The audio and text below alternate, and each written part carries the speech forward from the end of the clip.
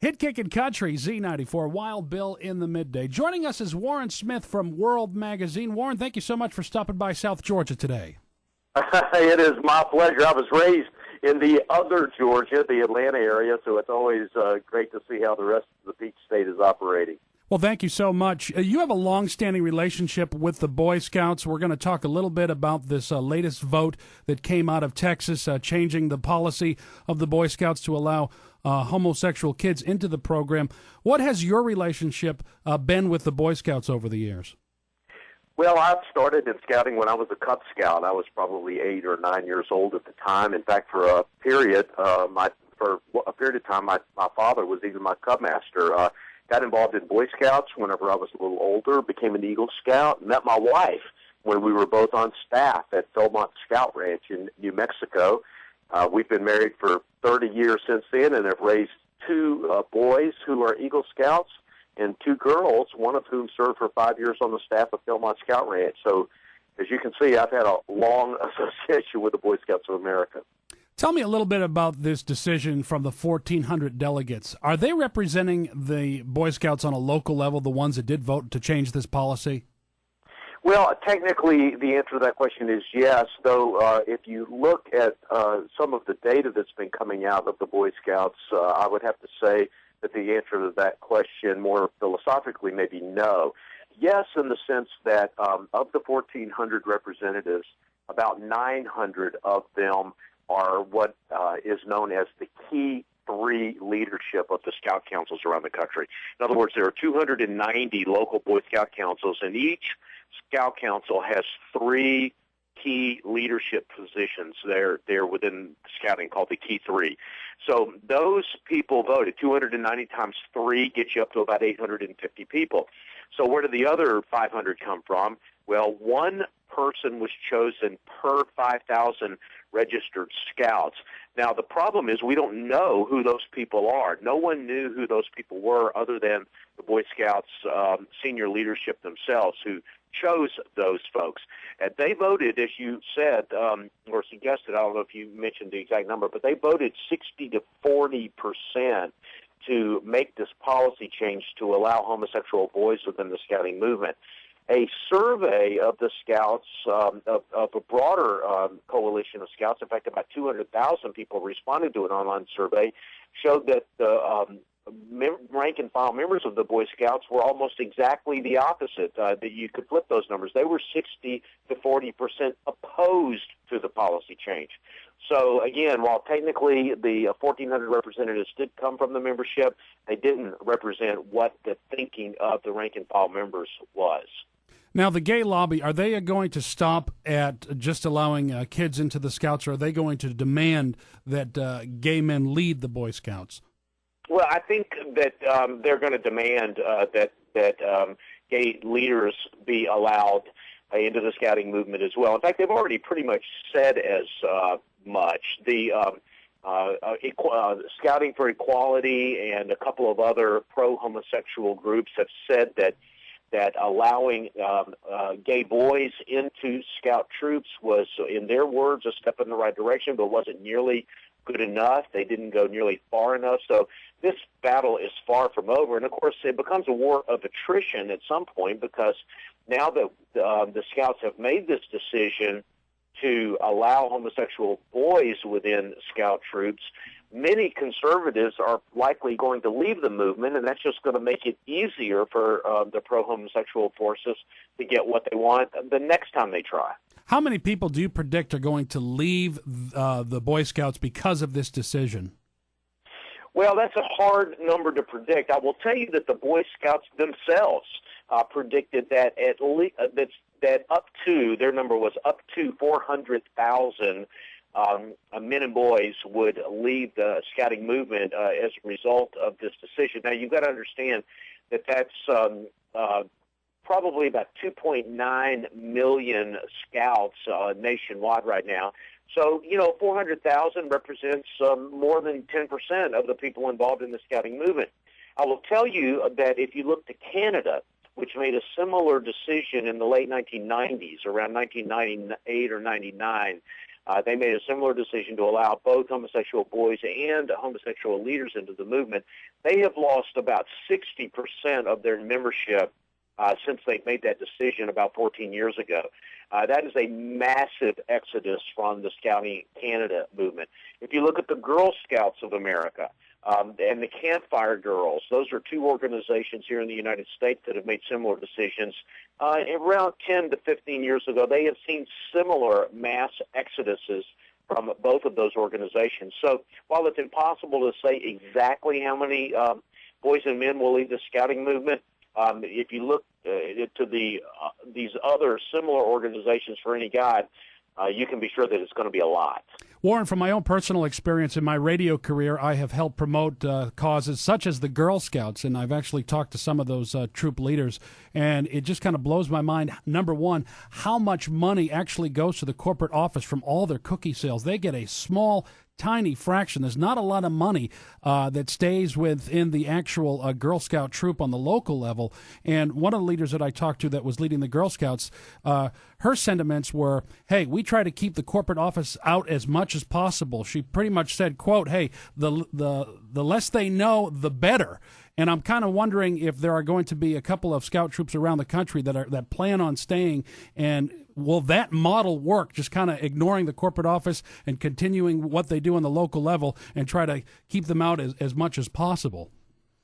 Well, I think it can work for some, and there are some churches that, will likely choose to do that. The Mormon Church, for example, which represents about 25% of all units within the Scouting movement, have such tight control over their individual units, the leadership, and they also are fairly heavily saturated in the parts of the country that they're in. So, for example, if you're, in a Mormon Scout troop in Utah, likely all the other boys and all the other surrounding scout troops are going to be heavily Mormon as well.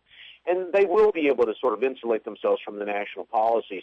However, in most parts of the country, that's not going to be a viable option because, one of the things that's part of the messiness, but also part of the genius of the Boy Scouts of America is that it is, number one, a boy-led organization. In other words, these 15 and 16 and 17-year-old boys who can now be openly gay are, in fact, the leaders of their troops.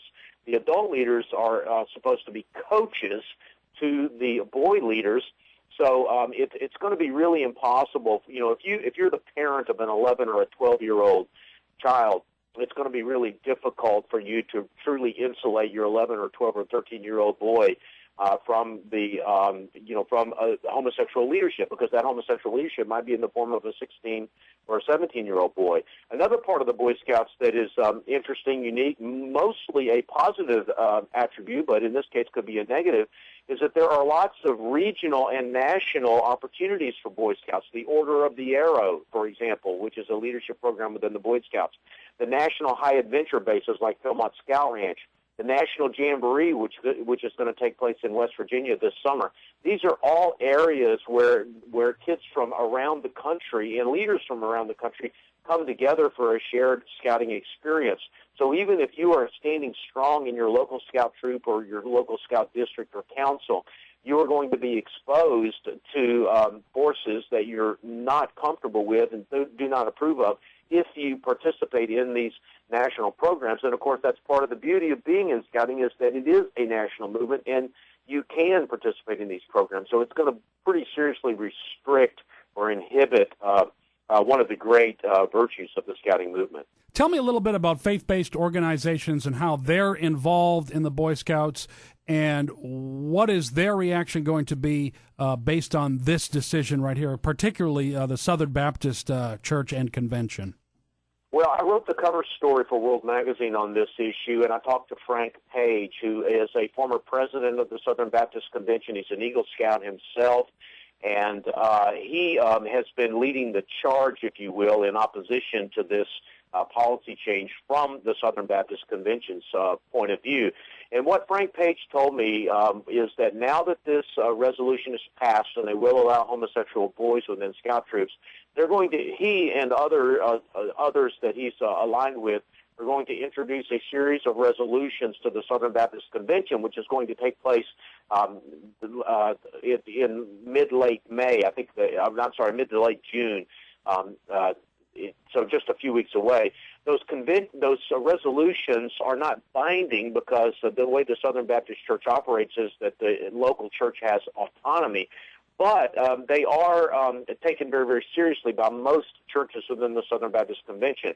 Frank Page says those resolutions will, A, condemn the Boy Scouts of America for making this change, B, encourage local Southern Baptist churches to look for alternatives to the Boy Scouts of America, such as, for example, the Southern Baptist Church's own program called Royal Ambassadors, and C, there will be a resolution that will encourage parents to take their boys out of the Boy Scouts of America and look for those alternatives that the churches hopefully will be setting up. So this will be a series of strong resolutions. I asked Frank Page, since these resolutions are not binding, A, would they pass, and B, would Southern Baptist churches follow them? He told me that he was confident that the resolutions would pass. Now, he's not as confident that every single Southern Baptist church will follow these resolutions, but many of them will. In fact, Roswell Street Baptist Church in Marietta, Georgia, which was the church I was raised in, by the way, whenever I was growing up in Marietta, has just recently announced, it's one of the largest churches in the Southern Baptist Convention, and it just announced this week that it was going to withdraw from the Boy Scouts of America. I guess the big question is a lot of people that are just kind of casual observers of what's going on.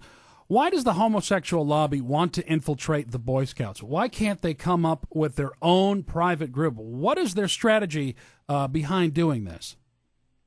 Well, as a reporter, I don't like to speculate on people's motives, but I will say this: if I'm an organization where my primary reason for being is same-sex attraction, it's just on a purely human level, it's you might be able to understand why the Boy Scouts of America would hold some sort of attraction to adult men who have same-sex attraction. I don't want to put too fine a point on this or say that that's a primary motivation, but I don't think it's one that can be ignored.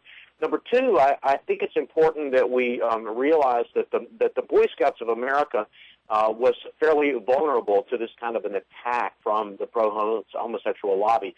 They have had atheist groups, the American Civil Liberties Union and others, have been attacking them for years. And as a consequence of that, they have had to defend themselves legally. It's cost a lot of money. They used to do their National Scout Jamboree at Fort A.P. Hill in Virginia, which is a military installation. The American Civil Liberties Union filed so many lawsuits that the Boy Scouts ultimately had to buy their own facility, and they've spent over $150 million to get it ready for this year's Jamboree. That has put them in a difficult financial spot. So whenever these corporate leaders that are generally pro-homosexual told the Boy Scouts that they would withdraw their corporate funding if they did not make this change in policy, many in the senior leadership of the Boy Scouts decided that pragmatism won over principle, and for the sake of the money, they would put this policy change to a vote. So I think there's not a single reason, but I think all of those reasons combined. And then let me just add one more thing, too, and that is that more than 100 million men and boys have participated in the scouting movement in the past 100 years. If you walk down almost any street in America, every second or third or fourth man or boy that walks by you is going to be someone who has been touched by the scouting movement. So if I am trying to affect cultural change in this country, the Boy Scouts of America is probably one of the very first organizations I'm going to want to go after. Warren Smith from World Magazine. Before I let you go quickly, Warren, tell us a little bit about how people can find your information online and your website and your magazine. Well, I appreciate you asking that. World Magazine is the largest Christian news magazine in the country. We have over 400,000 readers, about 2 million hits to our website every month. The story that I wrote on the Boy Scouts, in fact, I've written about a half a dozen stories on the Boy Scouts in the last couple of months, can be found at our website, which is www.worldmag.com. Warren Smith, thank you so much for stopping by South Georgia. It's been great to be with you. Thank you very much.